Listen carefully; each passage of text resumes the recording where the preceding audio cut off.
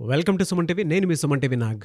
కోల్కతా ఇన్సిడెంట్కి సంబంధించి చాలా కొత్త కోణాలు, కొత్త విషయాలు వెలుగులోకి వస్తూ ఉన్నాయి. అయితే మెడికల్ కాలేజ్కి సంబంధించినటువంటి ప్రిన్సిపల్ని విచారణలోకి తీసుకోవడం జరిగింది. అయితే దాని తర్వాత అతని గురించి సెర్చ్ చేయడం జరిగింది. విస్తుపోయేటువంటి నిజాలు అండ్ దాంతోపాటు కొత్త కొత్త విషయాలు, ఎందుకు ఇప్పటి వరకు దీని విషయంలో అంటే ఈ ఇన్సిడెంట్ విషయంలో జస్టిస్ జరగట్లేదు అని అంటే కొన్ని భయంకరమైనటువంటి నిజాలు ఆ ప్రిన్సిపల్ సందీప్ ఘోష్ గురించి బయటికి రావడం జరిగింది. ఆ విషయాలేంటి, అసలు దీనికి సంబంధించినటువంటి విషయంలో జస్టిస్ జరుగుతుందా లేదా అనేది ఈరోజు మనతో పాటు అడ్వకేట్ రవీంద్రనాథ్ గారు ఉన్నారు. సో అది వారి మాటలోనే తెలుసుకుందాం. Hello sir. హాయ్ అండి నాగరాజ్ గారు. సో అసలు మామూలుగా అంటే దేశం మొత్తం చర్చ జరుగుతున్నటువంటి ఇన్సిడెంట్ ఇది. అసలు దీనికి జస్టిస్ జరుగుతుందా లేదా అనుకున్నటువంటి ఆలోచన కూడా రేకెత్తించేలా ఉందన్నమాట. ఎందుకు అని అంటే only because of principal Sandip Ghosh. So అతని గురించి కొన్ని విషయాలు బయటికి రావడం జరుగుతుంది. అందులో వాస్తవ కోణాలు ఏంటి? సందీప్ ఘోష్ ఆర్జేకర్ మెడికల్ కాలేజీలో ప్రిన్సిపాల్గా అపాయింట్ అయినప్పటి నుంచి కూడా ఇతను ఒక నడుస్తున్న నరమృగం అని చెప్పుకోవచ్చు. ఎలా అంటే అక్కడ విద్యార్థులు ఒక్కొక్కరు కూడా రోడ్ల మీదకి వచ్చి ఇన్ని సంవత్సరాలుగా వాళ్ళు పడుతున్న బాధల్ని వాళ్ళు మీడియాలో, సోషల్ మీడియాలో అయితేనేమి, ట్విట్టర్లో అయితేనేమి, డిఫరెంట్ వాళ్ళకున్న ప్లాట్ఫామ్స్లో వాళ్ళు ఎక్స్ప్రెస్ చేస్తుంది ఒక నరమృగం. ఇప్పటి వరకు ఒక ముసుగేసుకున్నటువంటి నరమృగం మాకు ప్రిన్సిపాల్గా పనిచేశాడు అని వాళ్ళు చెప్తుంటే అవన్నీ వింటుంటే విస్తుపోయి నిజాలు బయటకు వస్తున్నాయి. ముఖ్యంగా ఈ సందీప్ ఘోష్ అని ఈ ప్రిన్సిపాల్ పాత్ర ఏదైతే ఉందో ఇది సస్పెక్ట్ చేయాల్సిన పరిస్థితి. సహజంగా నేర ప్రవృత్తి కలిగేటువంటి ఒక వ్యక్తి ప్రిన్సిపాల్గా ఉంటే ఎంత దారుణంగా ఉంటుందన్నది ఈ రోజుకి సజీవ సాక్ష్యమే ఈ ఆర్జేకర్ మెడికల్ కాలేజ్ జరిగిన ఈ దుర్ఘటన. ఎలా అంటే సంజీవ్ ఘోష్ యొక్క ప్రీవియస్ హిస్టరీని ఇప్పుడు అన్ని చోట్ల సెర్చ్ చేస్తున్నారు. అవి చదువుతుంటే ఆశ్చర్యం అనిపిస్తుంది. ఇంతకాలం ప్రభుత్వం ఒక వ్యక్తిని ఇంతకాలం ఎలా కంటిన్యూ చేసింది, ఇలాంటి నేర ప్రవృత్తి కలిగినటువంటి ఒక వ్యక్తిని ఎలా కంటిన్యూ చేస్తే ఎలాంటి మూల్యం చెల్లించుకోవాలన్నది మిగిలిన ప్రతి మెడికల్ కాలేజీలో పనిచేస్తున్న ప్రిన్సిపాల్ అందరికీ కూడా ఇది ఒక గుణపాఠంగా తెలుసుకోవాలి. ఇప్పటివరకు ఎవరైనా అటువంటి స్థాయిలో ఉంటే తెలుసుకోవాల్సిన విషయం కూడా. అయితే ఈ ఆర్జేకర్ మెడికల్ కాలేజీలో ఇప్పటివరకు మొన్నటి వరకు అంటే ఆగస్టు 9న ఆయన సస్పెండ్ అయిన తర్వాత ఆయన యొక్క ప్రీవియస్ నేర ప్రవృత్తి మనం తెలుసుకుంటే నాగరాజ్ గారు అసలు ఇలాంటి వ్యక్తి ఉన్నాడా అనిపిస్తుంది మనకి. ఇతను 2021 వరకు కూడా వైస్ ప్రిన్సిపాల్గా పనిచేసేవాడు. 2021లో ప్రమోట్ అయ్యాడు యాజ్ ఎ ప్రిన్సిపాల్గా, అంటే కరోనా తర్వాత. 21లో ప్రమోట్ అయిన తర్వాత ఇతను ప్రిన్సిపాల్గా అపాయింట్ చేసిన తర్వాత 2021, 22, 23 ఆ ప్రాంతం వరకు భయంకరమైనటువంటి నేర ప్రవృత్తి. ఏంటి రకంగా అంటే ఇతని మీద జూన్లో ఆబ్లిగేషన్స్ వచ్చాయి. ఆఫ్టర్ అని చెప్పి ఒక వ్యక్తి, అతను హెల్త్ డిపార్ట్మెంట్ సంబంధించిన ఒక వ్యక్తి విజిలెన్స్ డిపార్ట్మెంట్కి ఈయన మీద ఎంక్వైరీ ఫామ్ పంపించాడు. ఏమనంటే మొత్తం 28 పాయింట్స్, అసలు 28 పాయింట్స్ ఆబ్లిగేషన్స్ అంటే 1 or 2 పాయింట్స్ కాదు. అది ఎవరికి పంపించారు? ఆ కాలేజీలో జరుగుతున్న అక్రమాల మీద విజిలెన్స్ డిపార్ట్మెంట్కి ఇన్ఫార్మ్ చేశాడు. అందులో అన్నీ మనం చెప్పుకోలేము. ప్రధానంగా చెప్పుకోవాల్సింది ఏంటంటే ముఖ్యంగా ఉమెన్ ట్రాఫికింగ్ అనేది ప్రధానంగా ఈ కాలేజీలో జరుగుతుంది. దీని మీద ఎంక్వైరీ చేయండి. నెంబర్ 2, ప్రతి వెండర్స్ మీద నెపోటిజం పేరు మీదుగా మొత్తం ఆయన సంబంధించినట్టు అనుయాయులందరూ మొత్తం ఈ డిపార్ట్మెంట్లో ఉన్నారు. ప్రతి సెగ్మెంట్లో, అది మేనేజ్మెంట్ నుంచి చిట్ట చివరి స్వీపర్ వరకు కూడా ప్రతి డిపార్ట్మెంట్లో రిక్రూట్మెంట్ పార్ట్ అంతా కూడా ఆయన తెలిసిన వాళ్ళు చేసుకోవాలి. నెంబర్ 3, కాలేజీలో భయంకరటువంటి హాస్టల్స్లో ముఖ్యంగా ఈ గంజాయి ఇట్లాంటి మత్తు పదార్థాలు చాలా వరకు వినియోగం జరుగుతుంది. దీని మీద ఎంక్వైరీ చేయమని చెప్పి పంపించాడు. ఇదంతా కాకుండా వెండర్స్ కాంట్రాక్ట్స్ ఇచ్చే విషయంలో 20% కమిషన్ తీసుకోవాల్సిందిగా ప్రతి చోట అది స్ట్రిక్ట్లీ ఇంప్లిమెంట్ చేశాడ. ప్రతి చోట 20% స్ట్రైట్ అవే ఆయన పాకెట్లోకి వెళ్తుంది. ఇది కూడా ఒక పాయింట్.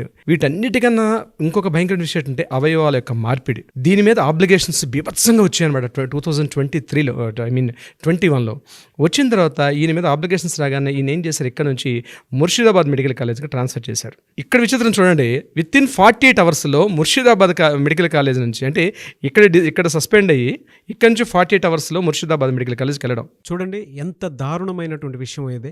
అసలు ఇక్కడ ఒక ఇన్సిడెంట్ జరిగింది, ఇక్కడ రిజైన్ చేశారు, వెంటనే వేరే మెడికల్ కాలేజ్లోకి ప్రిన్సిపల్గా అపాయింట్ అయ్యారు. సస్పెండ్ కాకుండా మళ్ళీ ట్రాన్స్ఫర్ చేశారు. Just only transfer Murshidabad medical కాలేజ్లో అపాయింట్ చేయడం జరిగింది. దీని వెనక అసలు ఎంత పొలిటికల్ ఇన్ఫ్లుయెన్స్ ఉందో. నేను పొలిటికల్ మాఫియా అంటాను దీని వర్డ్ని.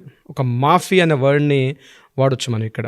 అక్కడ జాయిన్ అయిన తర్వాత అక్కడ పోనీ సవ్యంగా ఉన్నాడా? అక్కడ లేదు. స్టూడెంట్స్ ర్యాగింగ్ విషయం మీద అక్కడ కూడా మరలా అప్లికేషన్స్ ఎదుర్కొ సుమారుగా 700 మంది students Murshidabad medical college students బయటకు వచ్చి కాలేజీని అటెండ్ కాకుండా అక్కడ గొడవ చేశారు ఇదే ప్రిన్సిపాల్ మీద. అగైన్ అక్కడ నుంచి ఆయన సిఎన్ఎంసీకి వచ్చాడు జస్ట్ డిప్యూటేషన్ మీద. చూడండి, డిప్యూటేషన్ ఆయన ఎక్కడ సస్పెండ్ కాలేదు. ఇన్ని ఆబ్లిగేషన్స్ వస్తున్నాయి, ఎక్కడ సస్పెండ్ కాలేదు. డిప్యూటేషన్ మీద మరలా ఆయన ఎక్కడికి వచ్చాడు? సిఎన్ఎంసి మెడికల్ కాలేజ్కి వచ్చాడు. ఆయన ఎండ్ ఆఫ్ ద గోల్ ఏంటి? ఆర్జేకర్ మెడికల్ కాలేజ్లో ప్రిన్సిపల్గా ఉండాలి. అందుకోసం చక్కర్లు కొడుతూ ఉన్నాడు మరలా ఆయన. ఎగైన్ అక్కడి నుంచి రీసెంట్గా సెప్టెంబర్ 2023లో అక్కడి నుంచి ఆర్జేకర్ మెడికల్ కాలేజ్కి మళ్ళీ రీఅపాయింట్మెంట్ జరిగింది. ఈ సంఘటన ఆగస్టు 8న జరిగిన సంఘటన ఒకసారి మనం పరిశీలించి చూసినట్టయితే, మరొకసారి మనం రీక్యాప్ చేసుకుంటే, 8వ తారీఖు రాత్రి అర్ధరాత్రి జరిగిన సంఘటన గురించి మనం విశ్లేషించుకుంటే అక్కడ 2 సీసీ కెమెరాలు పనిచేస్తున్నాయి. ఒకటి ఫస్ట్ ఫ్లోర్లోకి వెళ్ళే సీసీ కెమెరా, పైన 4th ఫ్లోర్ అంటే స్టేర్ కేస్ మీద ఒక కెమెరా ఉంది. మొత్తం కారిడార్ ఏదైతే 4th ఫ్లోర్ నుండి మన ఈ ఆడిటోరియం అన్న హాల్ అన్నారు, ఈ హాల్ దగ్గర ఒక కెమెరా ఉంది. ఈ 2 వైపులా 2 కెమెరాలు తప్ప ఇంకెక్కడ కెమెరాస్ లేవు. ఇక్కడ ఇవన్నీ ఎలా వెలుగులోకి వచ్చాయంటే సిబిఐ వాళ్ళు ఎంక్వైరీ చేసిన తర్వాత ఇవన్నీ వెలుగులోకి వచ్చాయి. సీసీ ఫుటేజ్ కూడా బయటకు వచ్చాయి. 11 o'clock టైంలో ఒక పర్సన్ లోపలికి వెళ్తూ కనిపించాడు. సో 11:30కి ఆ పర్సన్ మళ్ళీ బ్యాక్ వస్తూ కనిపించాడు. అరౌండ్ 12-12:30 ఆ ప్రాంతం మధ్యలో 4 కుర్రాళ్ళు ఇంక్లూడింగ్ విక్టిమ్ కలిసి స్టేర్ కేస్ నుంచి పైకి వెళ్ళారు. వాళ్ళు లిఫ్ట్లో వెళ్ళారండి. స్టేర్ కేస్ నుంచి పైకి వెళ్తూ ఆడిటోరియంలో వాళ్ళు కూర్చున్నారు. అక్కడ భోజనం చేస్తున్నట్టుగా ఆనవాళ్ళు కనిపించి చేతులు కడుక్కోలేదు ఇంకా వాళ్ళు. ఇగైన్ అక్కడి నుంచి 4 members వెనక్కి వచ్చేసారు. 12:30 నుంచి 2:30 వరకు అక్కడ ఉండి 2:30కి 4 members కూడా బయటకు వచ్చేసారు. 2:30కి ఈ అమ్మాయి రాలే. ఆ కెమెరా ఫుటేజ్లో ఈ అమ్మాయి కనిపించలేదు. అక్కడ వరకు జరిగింది అది. 4 o'clock ఆ సమయంలో ఏం జరిగింది? ఒక పర్సన్, ఇప్పుడు ఎవరైతే మనం సంజయ్ రాయ్ అని చెప్తున్నాం, ఎవరైతే మనం మెయిన్ కల్పిట్ అని చెప్తున్నాం, ఈ సంజయ్ రాయ్ అనే వ్యక్తి పైకి వెళ్తూ ఒక గ్రీన్ కలర్ షర్ట్ వేసుకుంటూ పైకి వెళ్తున్నాడు స్టేర్ కేస్ నుంచి. 4 o'clock వెళ్ళి అగైన్ 4:35కి ఆయన అక్కడి నుంచి బ్యాక్ వచ్చి వెనక్కి వెళ్ళిపోతూ కనిపించాడు. ఇది సీసీ ఫుటేజ్. ఎందుకు మనం సందీప్ ఘోష్ గురించి మాట్లాడుతూ ఈ విషయం ఎందుకు మాట్లాడుతున్నాం అంటే, ఈ ఫుటేజ్ అన్నీ కూడా ఫస్ట్ ఎప్పుడైతే సంఘటన జరిగిందో ఈ ఇన్ఫర్మేషన్ ప్రిన్సిపల్కి ఇన్ఫర్మేషన్ వెళ్ళింది. మార్నింగ్ అరౌండ్ 6:30, 7 o'clock జరిగింది. 6:30కి ఇన్ఫర్మేషన్ వెళ్ళంగానే ఆయన వీళ్ళందరూ కూడా నాకు తెలిసిన ఇన్ఫర్మేషన్ ప్రకారం నేనేమనుకుంటున్నానంటే, ఇమ్మీడియట్గా ఇది హైర్ అథారిటీస్కి ఇన్ఫార్మ్ చేశాడు ఆయన. దీన్ని ఎలాగైనా ఒక సూసైడ్ కేసుగా దీన్ని కవర్ చేసేసి సాక్ష్యాలని రూపుమాపేసి ఎవిడెన్సెస్ ఏవి లేకుండా ఉండాలనే ఉద్దేశంతో ఒక చర్చ జరిగింది. మార్నింగ్ అరౌండ్ 6 నుంచి 9:30 వరకు ఒక పెద్ద హైడ్రామా నడిచింది కాలేజీలో, వితౌట్ పోలీసులకి ఇన్ఫర్మేషన్ జరగకుండా. ఈ టైంలో 9 o'clock పేరెంట్స్కి ఇన్ఫార్మ్ చేశారు. ఏమని ఇన్ఫార్మ్ చేశాడు ఈ సందీప్ ఘోష్ అనే ప్రిన్సిపాల్? ఇది సూసైడ్ కేసు అని ఇన్ఫార్మ్ చేశాడు ఆయన. ఇక్కడ జాగ్రత్తగా పరిశీలించాల్సింది, ఇది సూసైడ్ కేస్ అని ఇన్ఫార్మ్ చేశాడు ఆయన. First information is very important. ఇక్కడ ఇన్ఫార్మ్ చేసిన తర్వాత పేరెంట్స్ అందరూ, ఈ స్టోరీ అంతా మనకి కంటిన్యూస్ తెలిసిన విషయమే. ఇన్ఫార్మ్ చేసిన తర్వాత ఈరోజు ఆయనకి ఇమ్మీడియట్గా ఏం చేశారు? అదే రోజు నాడు 9th అంటే ఆగస్ట్ 9న ఇతనికి సాయంత్రం 5:30కి పోస్ట్ మార్టం జరిగింది. 7:30కి ఈయనకి అక్కడి నుంచి సిఎన్ఎంసి అంటే కలకట్టా నేషనల్ మెడికల్ కాలేజ్గా ట్రాన్స్ఫర్ చేస్తూ మళ్ళీ మన స్టేట్ గవర్నమెంట్ నుంచి ఈయనకి మళ్ళీ ఆర్డర్స్ వచ్చాయి. ఈయన మెడికల్ కాలేజ్ జాయిన్ అవబోతున్నాడు. అయితే ఇక్కడే సోషల్ మీడియా కానీ మీడియా ఒక్కసారి బయటకు రావడం వల్ల సందీప్ ఘోష్ యొక్క విషయాన్ని హైకోర్టు ఇమీడియట్గా ఏం చేసిందంటే, మమతా బెనర్జీ చేసినటువంటి ఏదైతే ట్రాన్స్ఫర్ ఆర్డర్స్ తప్పు అని ఖండించి ఇమీడియట్గా ఆయన సస్పెండ్ చేసింది హైకోర్టు. అంటే ఈరోజు ఏ స్థాయిలో ఉందండి నాగరాజు గారు? హైకోర్టే ఇన్వాల్వ్మెంట్ కాకపోతే సందీప్ ఘోష్ అనే వ్యక్తి ఈరోజు సొసైటీలో ఒక పెద్ద మనిషిగా చలామణి అయ్యేవాడు కదా. కానీ హైకోర్టు ఇన్వాల్వ్మెంట్ ఈ విషయంలో మాత్రం హైకోర్టుకి అందరం కూడా మనం చాలా అప్రిషియేట్ చేయాలి. ఈ సందీప్ ఘోష్ని సస్పెండ్ చేశారు. ఇమీడియట్గా మళ్ళీ 13th సిబిఐ ఎంక్వైరీ చేశారు. సిబిఐలోకి ఎంటర్ అయిన తర్వాత ఆయన ఇచ్చిన అక్కడ ఫస్ట్ స్టేట్మెంట్, ఇతను ఫస్ట్ స్టేట్మెంట్ ఏమి ఇచ్చాడు? ఇన్సిడెంట్ జరిగిన తర్వాత పేరెంట్స్కి ఇన్ఫార్మ్ చేసింది సూసైడ్ అని చెప్పాడు. దాని తర్వాత మీడియా ఎంటర్ అయిన తర్వాత మీడియాకి ఆయన ప్రెస్ చేస్తూ ఏం చెప్పాడంటే, ఆ అమ్మాయి 4th ఫ్లోర్కి వెళ్ళడం తప్పు, 36 hours డ్యూటీ అనే విషయం హైలైట్ చేయకుండా అది ఆ పైకి వెళ్ళడమే తప్పు, ఆమె పర్సనల్ ఇష్యూ అది. సో జరిగింది ఏమైనా జరగవచ్చు అన్నట్టుగా ఏమీ తెలియని ఒక కొత్త విషయం అన్నట్టు ఏమీ తెలియనట్టుగా చెప్పడం జరిగింది. ఆ విషయంలో ఫస్ట్ స్టేట్మెంట్ అతనిది. ఇది ఫస్ట్ స్టేట్మెంట్ అతను చెప్పింది. ఎవరు వెళ్ళమన్నారు? అది ఆవిడ ఫాల్ట్ కదా. వెళ్ళమని ఎవరు చెప్పరు కదా. సెమినార్ హాల్ ఎవరు వెళ్ళమన్నారు అనేటువంటి స్టేట్మెంట్ని ఆయన పాస్ చేయడం జరిగింది. First statement Sandeep Ghosh negligence అంటే ఆవిడ చేసుకున్న దానికి ఎవరేం చేస్తారు అంటే కేసుని మిస్గైడ్ చేయడం, సూసైడ్ చేసుకుందనే విషయాన్ని పబ్లిక్ తెలియడం కోసం ఈ స్టేట్మెంట్ ఇచ్చాడు. బ్లేమ్ గేమ్ నింద 100 వేశారు, అకౌంటబిలిటీకి వచ్చేటప్పటికి 0. ఎగ్జాక్ట్లీ. అక్కడ కట్ చేస్తే సిబి ఇంట్రాగేషన్లో రిజైన్ చేస్తూ అంతనేం చెప్పాడంటే, చనిపోయిన అమ్మాయి నా కూతురుతో సమానం, నా కాలేజీలో ఇట్లాంటి సంఘటన జరగడం అత్యంత దురదృష్టకరం. ఎందుకంటే ప్రపంచం ముందు దోషిగా నిలబడ్డాడు. నా భవిష్యత్తు ఆయనకు అర్థమైపోతుంది. అప్పుడే ఫస్ట్ స్టేట్మెంట్కి సెకండ్ స్టేట్మెంట్కి చూడండి ఎంత తేడా వచ్చేసి. సిబిఐ ఎంటర్ అయిన తర్వాత స్టేట్మెంట్. అవునండి, జరిగిన ఇన్సిడెంట్ బాధాకరం, నా కూతురు లాంటిది అని చెప్పి జరగడం బాధాకరం అని చెప్పి స్టేట్మెంట్. అవును. ఆ స్టేట్మెంట్ ఇచ్చి ఎస్కేప్ అవుదాం ట్రై చేశాడు. సిబిఐ ఇప్పటికి ఒక 3 సార్లు ఇంట్రాగేషన్ చేసింది దాని మీద. అంటే సిబిఐ ఇంట్రాగేషన్ చాలా డిఫరెంట్గా ఉంటుంది నాగరాజు గారు. సిబిఐ ఇంట్రాగేషన్స్ ఇంతకుముందు మేము ఒకసారి చూడడం జరిగింది. దట్స్ కంప్లీట్లీ డిఫరెంట్గా ఉంటుంది. సో ఇంట్రాగేషన్లో ఆయన చెప్పిన విషయం ఏంటంటే ఈ స్టేట్మెంట్ ఇవ్వడం జరిగింది.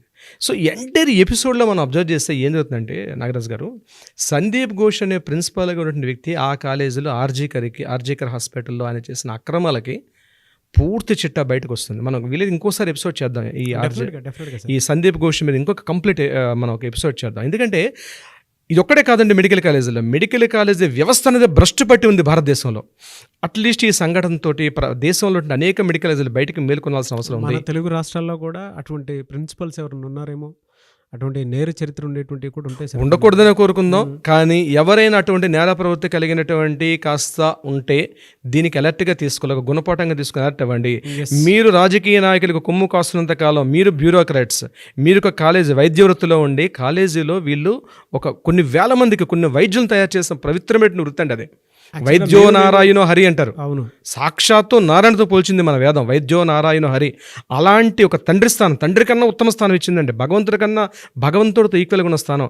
ఆ స్థానంలో ఉంటూ కొన్ని వేల మంది వైద్యులను తయారు చేసేటువంటి ఒక వ్యవస్థ, ఒక సంస్థ ఒక నేర ప్రవర్తన కలిగితే ఎటువంటి వాళ్ళని మనం బయటికి పంపిస్తున్నామండి? మనం లాస్ట్ టైం చేసినటువంటి వీడియోకి ఇది ఎక్కడి నుంచే ప్రక్షాళన స్టార్ట్ అవ్వాలని చెప్పిన వీడియోకి కింద కామెంట్ బాక్స్లోనే 2 lakhs వ్యూవర్షిప్ దాటింది. అది జనరల్గానే అంటే ఒక 3 అవర్స్కే 2 lakhs వ్యూవర్షిప్ దాటింది. కింద అందరూ మెడికల్ స్టూడెంట్స్ కామెంట్ ఎగ్జాక్ట్లీ నేను అందరూ మెడికల్ స్టూడెంట్స్ మా కాలేజీలో కూడా ఇలాంటిది ఒకటి ఉంది అని కింద కామెంట్ బాక్స్ లో ఒక ఉద్యమంగా రావాలి నాగరాజు గారు. ఎందుకంటే ప్రతి స్టూడెంట్స్ ఆర్ ద వెపన్ అండి. ఈరోజు నెక్స్ట్ రేపటి జాతి నిర్మాతలు వాళ్ళే. ఎందుకంటే ఒక వ్యవస్థని, ఒక వైద్య ప్రవృత్తి ఒక పవిత్ర వృత్తి అండి. అన్ని వృత్తుల్లో కల్లా పవిత్ర వృత్తి వైద్య వృత్తి. అట్లాంటి వ్యవస్థ ప్రక్షాళన జరగాల్సిన ఆవశ్యకత ఉంది, అవసరం ఉంది. నేను స్టూడెంట్స్ అందరికీ, మెడికల్ కాలేజ్ స్టూడెంట్స్ అందరికీ చెప్పేది ఏంటంటే అట్లీస్ట్ కిందన మీకు కామెంట్స్ పెట్టండి.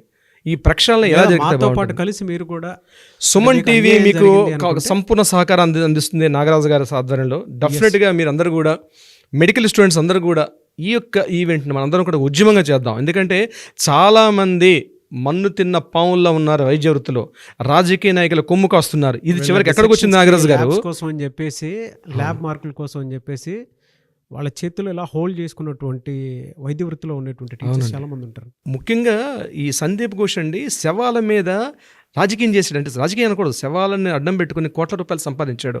దానికి ఎవిడెన్స్ కూడా విజిలెన్స్ రిపోర్ట్ అని ఇచ్చారు. ఏంటంటే ఆటాప్సీ జరిగిన తర్వాత పోస్ట్ మార్టం అవుతుంది. పోస్ట్ మార్టం టైంలో డెడ్ బాడీస్ స్టూడెంట్స్కి ప్రాక్టికల్స్కి పంపించేసిన టైంలో యాక్చువల్గా గవర్నమెంట్ కొన్ని కోట్ల రూపాయల ఫండ్స్ పంపిస్తుందండి అనాథ సవాలు ఇట్లాంటివన్నీ చేసుకోవడం కోసం. కానీ ఇతను ఏం చేశాడంటే ఆ ఫండ్స్ మిస్గైడ్ చేసి యాక్చువల్గా కాలేజీకి వస్తున్నటువంటి పోస్ట్ మార్టం ఏవైతే ఉంటాయో స్టూడెంట్స్ని పిలిచి ప్రాక్టికల్స్ చేయించేవాడట గడిచిన 4-5 years నుంచి.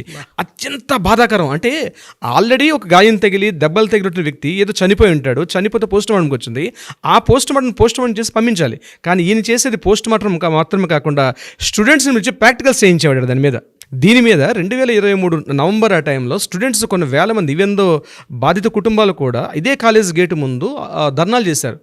మా యొక్క జరిగిన యాక్సిడెంట్ బాడీస్ వస్తాయి, హాస్పిటల్కి వస్తాయి.